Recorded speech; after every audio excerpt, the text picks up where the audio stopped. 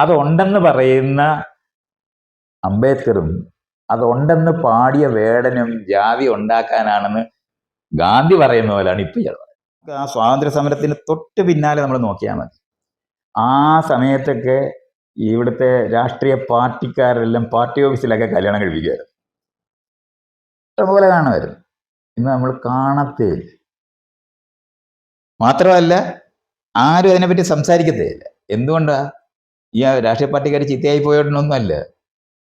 അവർക്കറിയാം അവർ ഇതുപോലുള്ള കാര്യങ്ങളിൽ ഇടപെട്ടാൽ അവരുടെ വോട്ട് പോകും.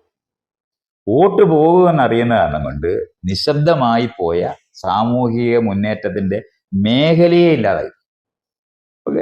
ഗൗരി KR ഗൗരിയും TV തോമസും കൂടെ കല്യാണം കഴിക്കുമ്പോൾ രാഷ്ട്രീയ പാർട്ടി വിട്ടിട്ട് അവർ ഒന്നിച്ച് ജീവിക്കുന്നുണ്ട്. രണ്ടുപേരും രണ്ട് രാഷ്ട്രീയ പാർട്ടിയിലായി പോയിരുന്നു, CPIനും CPP-യിലായി. പക്ഷെ അത് മുഴുവനും നമ്മളെടുത്ത് പരിശോധിച്ച് നോക്കിയാൽ അത്തരത്തിലുള്ള രാഷ്ട്രീയ പാർട്ടികളിൽ നടന്നിരുന്ന വിവാഹങ്ങൾ നിങ്ങൾ ഇന്ന് കാണത്തേ ഇല്ല. ഒരു 100-ൽ ഒരാൾ ചെയ്താൽ അത് ഘോഷിക്കും. രണ്ടുപേര് തന്നെ. എന്ത് രണ്ടുപേര് തമ്മിൽ, രണ്ട് ആണും പെണ്ണും തമ്മിലല്ലേ വിവാഹം കഴിച്ചത്? പിന്നെന്തിനാ ഘോഷിക്കുന്നത്? ഇനി നമ്മൾ എന്താണ് മിശ്ര വിവാഹം സംഘം എന്ന് പറയുന്നത്. ഇപ്പൊ നമ്മൾ മഷിയിട്ട് നോക്കേണ്ടി വരും മിശ്ര വിവാഹ സംഘം. അവരുടെ മക്കളെ ആരും തന്നെ ആ മിശ്ര വിവാഹം ചെയ്തവരുടെ മക്കൾ ആരെങ്കിലും അവരുടെ മിശ്ര വിവാഹം ചെയ്യണമെന്ന് ആഗ്രഹിക്കാത്ത മിശ്ര വിവാഹത്തിലേ നമ്മൾ കാണുള്ളൂ. കാരണം ഈ സമൂഹത്തിനകത്ത് നിങ്ങൾ ഈ പറയുന്ന മാറ്റമൊന്നും ഉണ്ടായിട്ടില്ല. ഒരു തുണി വിരിച്ചിട്ടേ ഉള്ളൂ. ഇതിന്റെ മേളില് ഇത് നിങ്ങളിപ്പൊ പറഞ്ഞ വരി എന്ന് പറയുന്നത് ഒരു സമൂഹത്തിനകത്ത് വ്യത്യസ്തമായ മേലുകീഴ് നിൽക്കുന്നതിനെ പ്രൊട്ടക്ഷൻ കൊടുക്കണം എന്ന് പറയുന്ന, എന്ന് പറഞ്ഞാൽ ഒരുപോലല്ല രണ്ടു കൂട്ടരും. ക്ലാസ് റൂം നമ്മൾ ആരംഭിച്ചില്ലേ? ബ്രിട്ടീഷുകാരാണ് ക്ലാസ് റൂംസ് ആരംഭിച്ചത്. അപ്പോൾ ആളുകൾ ഇരിക്കാനായിട്ട് വരുന്നത് എങ്ങനെയാണ്? ഫ്രണ്ട് ബെഞ്ചും ബാക്ക് ബെഞ്ചും ഇട്ടാണ് ഇരുത്തി തുടങ്ങിയത്. എന്ന് പറഞ്ഞാൽ മുന്നോക്ക ജാതിക്കാരിരിക്കുന്നതായിരുന്നു ഫ്രണ്ട് ബെഞ്ച്. അവരാണ് പഠിക്കുന്നവർ. അതാണ് പിൽക്കാലത്ത് ഇപ്പോൾ നമ്മൾ പറയുന്നത് പിന്നലിരിക്കുന്നവർ, പഠിക്കാത്തവരെന്നാണ്. അല്ല, അവർ ദരിദ്രരും ജാതിയിൽ താണ ആൾക്കാർ ഇരുന്ന സ്ഥലമാണ്. ഇതുകൊണ്ട് ഫ്രണ്ട് ബെഞ്ചും ബാക്ക് ബെഞ്ചും ഉള്ള ക്ലാസ് റൂംസ് ആണ് ഇന്നും ഉള്ളത്. ആ ക്ലാസ് റൂമിനകത്ത് ഇന്ന് നമ്മൾ പറയുന്നത് ഇതാണ്, പഠിക്കുന്നവരും പഠിക്കാത്തവരും എന്നാണ് നമ്മൾ പറയുന്നത്. പക്ഷെ ജാതിയിൽ ആരംഭിച്ചതാണ്. ആ തുടർച്ച ഉറപ്പാക്കിയ സ്ഥലം തന്നെയാണ്. ഈ സ്ഥലത്തു നിന്ന് ഉണ്ടായി വന്ന ആളുകൾ അൺസ്കിൽഡ് ലേബർ ആയിട്ടിരിക്കുന്നതിൽ നോക്കിയാൽ മതി. ഇവിടുത്തെ സാനിറ്ററി വർക്കേഴ്സ്, മുനിസിപ്പാലിറ്റിക്കകത്തുള്ള പണിയിൽ നിങ്ങൾ എന്നെങ്കിലും ഒരു ബ്രാഹ്മണനെയോ ഒരു നായരെയോ കാണത്തില്ല. ഒരു ആപ്ലിക്കേഷനകത്ത് ഇല്ല. ജാതി അനുസരിച്ചിട്ടുള്ള പണി തന്നെയാണ്. ഇവിടെ സ്വേജ് വൃത്തിയാക്കത്തില്ലേ? ഇന്ത്യ മുഴുവനുണ്ട്. ഇന്നും ജാതി അനുസരിച്ചിട്ടുള്ള ജോലിക്കാരാണ്. അല്ല വേറെ നിങ്ങൾ പറയുന്ന സാധനമൊന്നും സംഭവിച്ചിട്ടില്ല. നിങ്ങൾ ഈ പറയുന്നത് സാമൂഹ്യ യാഥാർത്ഥ്യമല്ലാതെ ആളുകളുടെ മനസ്സിൽ നിന്ന് ഇത് പോയി എന്ന് പറയുന്നത് മനസ്സിലുള്ളതല്ല ജാതി. മനസ്സിലല്ല ജാതി, അത് സിസ്റ്റമാണ്. ഈ സിസ്റ്റത്തിനെ മാറ്റണമെന്ന് ആഗ്രഹിച്ചിട്ടാണ് അംബേദ്കർ ഇതിനകത്ത് കുറെ പ്രൊവിഷൻസ് വെച്ച്. കാരണം താഴെ തട്ടിലാക്കി മാറ്റിയ മനുഷ്യരെ മേൽ ഒരുപോലെ ആക്കാൻ വേണ്ടി അവർക്ക് സംവരണം കൊടുക്കണമെന്ന് വെച്ചത് ഏറ്റവും കൂടുതൽ എതിർക്കപ്പെടുന്ന പോയിന്റാണ്. ഇന്ന് നമ്മൾ ജാതി ഉണ്ടാകുന്നത് സംവരണം കൊണ്ടാണെന്ന് പറയുന്നവരാണ്. ഇത് സംവരണം കൊണ്ടാണ് ജാതി ഉണ്ടാകുന്നതെന്നാണ് ഇന്ന് പറയുന്നത്. അങ്ങനെയാണ് മണ്ഡൽ കമ്മീഷനെതിരായിട്ട് സമരമൊക്കെ ഉണ്ടായത്. അത് ഇങ്ങനെയാണ് മനസ്സിലാക്കേണ്ടത്. നിങ്ങൾ ഒരു ക്ലാസ് റൂം, നേരത്തെ പറഞ്ഞില്ലേ, തട്ട് സമൂഹത്തിൻ്റെതായ യുക്തികളിലുണ്ടായ ക്ലാസ് റൂമേ ഉള്ളു. അല്ലാതെ എല്ലാവരും ഒന്നിച്ചാകുന്ന, ഇപ്പൊ കൊച്ചു കസേരയൊക്കെ കൊടുത്ത് എല്ലാവരും ഒന്നിച്ചെടുത്തുകയൊക്കെ ചെയ്യാൻ പറ്റും. അതൊന്നും ചെയ്തിട്ടില്ല. അത് മാത്രമല്ല, അത് ക്ലാസ് റൂമിനകത്ത് വീട്ടിനകത്തില്ലാതിരുന്ന തരംതിരിവ്, ലിംഗപരമായ തരംതിരിവ് പഠിപ്പിക്കുന്ന സ്ഥലം കൂടാണ് ക്ലാസ് റൂം. ആണിനെയും പെണ്ണിനെയും രണ്ടാക്കി വെക്കുക എന്ന് പറയുന്ന പണിയും കൂടെ ചെയ്തിട്ടുണ്ട്. അത് കാരണം കൊണ്ട് ജാതീയമായ വിവേചനവും മതപരമായ വിവേചനവും ലിംഗപരമായ വിവേചനവും വളരെ സൂക്ഷ്മമായി വീവ് ചെയ്താണ് ഉണ്ടാക്കിയ സമൂഹത്തിനകത്താണ് നമ്മൾ ഇപ്പോഴും ജീവിക്കുന്നത്. ഇയാൾക്ക് ഒരു കല്യാണക്കുറി കിട്ടുന്നു, ഞങ്ങൾ വിവാഹിതരാകുന്നു എന്ന് പറയുന്ന ഒരു കല്യാണക്കുറി എപ്പോഴെങ്കിലും ഇയാൾ കണ്ടിട്ടുണ്ടോ? അങ്ങനെ ഇല്ല. ഞങ്ങൾ വിവാഹതരം എന്ന് പറയുന്നത് ഞാൻ കണ്ടു, ഒരെണ്ണം കണ്ടത്. ഇപ്പൊ ഞാൻ എഴുതിയിട്ടുള്ള ഒരെണ്ണം ഉണ്ട്, ഞങ്ങൾ ഒന്നിച്ച് ജീവിക്കുന്നു എന്ന് പറയും. ഇതൊക്കെ എന്ന് പറഞ്ഞാൽ വളരെ 5% ബാക്കി നമ്മൾ ഈ പറയുന്ന 100 പേരുള്ളതിനകത്ത് 95 പേരും അമ്മയും അച്ഛനും നിശ്ചയിക്കുന്ന വിവാഹത്തിലുള്ളവരാണ്. അവരെന്താണ് നോക്കുന്നത്? അപ്പുറത്തിരിക്കുന്ന പെണ്ണോ ചെറുക്കനോ അവർ തമ്മിൽ ചേരുവോ എന്നാണോ പരിശോധിക്കുന്നത്? അത് പരിശോധിക്കുന്നേ ഇല്ല. ജാതി ഏതാന്ന് നോക്കും, മതം ഏതാന്ന് നോക്കും, നമ്മുടെ തരക്കാർ അതിന് പണക്കാരാണോ എന്ന് നോക്കും. അത് കഴിഞ്ഞിട്ട് അകലം, ഞങ്ങളുടെ വീട്ടിൽ നിന്ന് പോകാനുള്ള ദൂരം, ഇതൊക്കെയാണ് പരിശോധിക്കുന്നത്. ഈ 2 മനുഷ്യർക്ക്, വ്യക്തികളെന്ന് പറയുന്ന 2 പേര്, ആണും പെണ്ണിനും ഒരു ഇനിഷ്യേറ്റീവ് ഉള്ള ലോകമല്ല ഇത്. ഇതുവരെ ആരംഭിച്ചിട്ടില്ല. ഇവിടെ നമ്മൾ രജിസ്റ്റർ കച്ചേരിയിൽ പോയി വിവാഹം കഴിക്കാന്ന് പറയുന്ന ന്യായം അവിടെ ഉണ്ടെന്ന് നിങ്ങൾ പറയുന്നുണ്ട്, ഗവൺമെന്റ് ചെയ്യുന്നുണ്ട്, ആവശ്യപ്പെടുന്നുണ്ട്. പക്ഷെ അവിടെ രജിസ്റ്റർ ചെയ്യുന്നവരുടെ എണ്ണം എന്ന് പറയുന്നത് 100-നകത്ത് 5 ഉള്ളൂ. ആ 5 പേരിന്ന് ഒന്നിച്ച് ജീവിക്കാനായിട്ട് അനുവദിക്കാതിരിക്കുന്നതിന് എല്ലാ പണിയും ചെയ്യുന്ന അമ്മയും അച്ഛന്മാരും കൂടെ ഉള്ള നാടാണ് നമ്മുടെ. അല്ലാതെ ഇവർക്ക് സ്പെഷ്യലായിട്ടുള്ള സ്ഥലമില്ല. അതുകൊണ്ട് നിങ്ങൾ ഈ നാട്ടിനകത്ത് മാറ്റം വന്നു എന്ന് പറയുന്നത്, ഞാൻ നേരത്തെ പറഞ്ഞില്ലേ, ആരെങ്കിലും വരുമ്പോൾ പെട്ടെന്ന് ഓടി അവിടെ ഒരു തുണി എടുത്ത് വിരിക്കുന്നത് പോലാണ് നമ്മുടെ ഭരണഘടന ഈ പറയുന്ന സകല എന്തെല്ലാം വിവേചനങ്ങൾ ഉണ്ടായിരുന്നോ ആ വിവേചനങ്ങളുടെ മുകളിൽ ഒരു തുണി വിരിച്ചു എന്നുള്ളതേ ഉള്ളൂ. ഇതിന്റെ മുകളിൽ ഈ അന്യൂക്കലായിട്ട് ഉണ്ടായത് എങ്ങനെയാണെന്നുള്ളത് ഞാൻ നേരത്തെ അടിമയായിട്ട് വരുന്നവരെ എങ്ങനെയാണ് ആയെന്നുള്ളത് പറയുന്നുണ്ട്.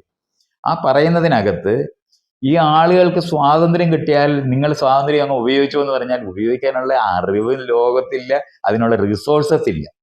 ഇവിടെയാണ് ഭരണഘടനാപരമായി ഈ താഴ്ത്തട്ടിലുണ്ടായതായിട്ട് വെച്ചിരുന്ന മനുഷ്യർ, അവർ താഴിലുള്ളവരൊന്നും അല്ല, അവരെ അങ്ങനെ ആക്കിയതാണെന്ന് നമ്മൾ അറിയണം.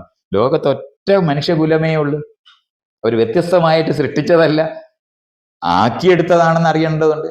ആ ആക്കിയെടുത്ത ആൾക്കാർക്ക് സവിശേഷമായ പ്രൊട്ടക്ഷൻ കൊടുക്കാതെ, നേരത്തെ പറഞ്ഞ ഒരിക്കലും സ്വാതന്ത്ര്യം അനുഭവിച്ചിട്ടില്ലാത്ത ഒരാളോട് സ്വാതന്ത്ര്യത്തോടെ പെരുമാറാനായിട്ടുള്ള അവകാശം കൊടുത്താൽ അവർക്ക് ചെയ്യാൻ പറ്റാതിരിക്കുന്ന അതേ കാരണമാണ്.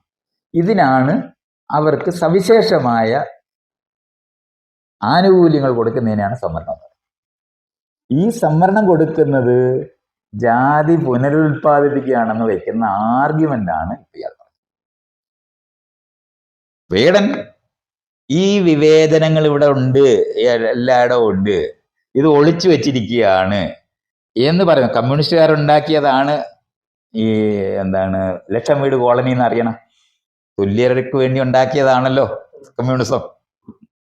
പിന്നെ കമ്മ്യൂണിസ്റ്റ് പാർട്ടി എങ്ങനെയാണ് ലക്ഷം വീട് കോളനി ഉണ്ടാക്കും? കോളനി എന്നുള്ള വാക്കും മറക്കരുത്. എങ്ങനെ ഉണ്ടാക്കും?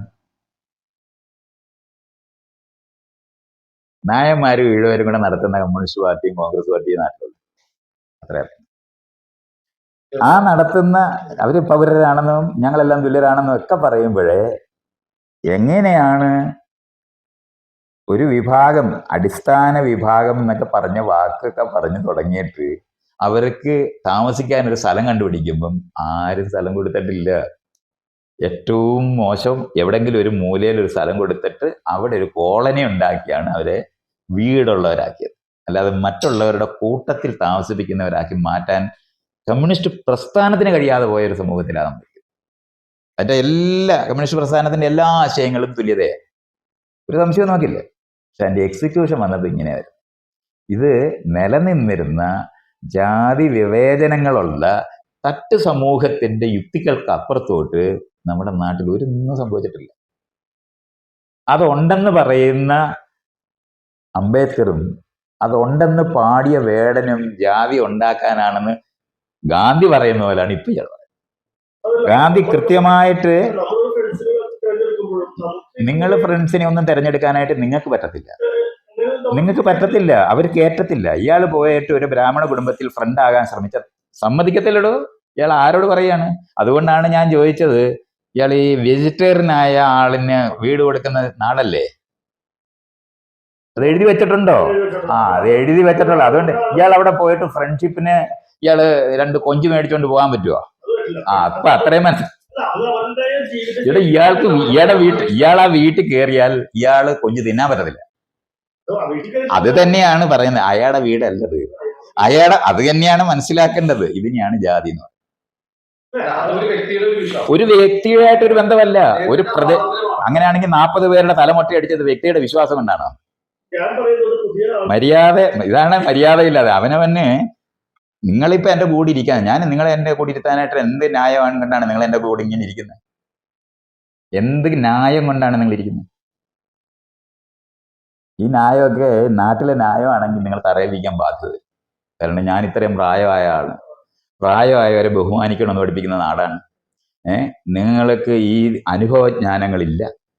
നിങ്ങൾക്ക് ഞാൻ ഉണ്ടാക്കിയിട്ടുള്ള, അല്ലെങ്കിൽ എൻ്റെ വീട്ടിൽ ജനിച്ച വഴി കിട്ടിയിരിക്കുന്ന ധനം എന്ന് പറഞ്ഞ സാധനം, ഇതൊന്നും ഇല്ലാത്ത ആൾക്കാരാണ് എൻ്റെ കൂടെ ഇരിക്കുന്നത്.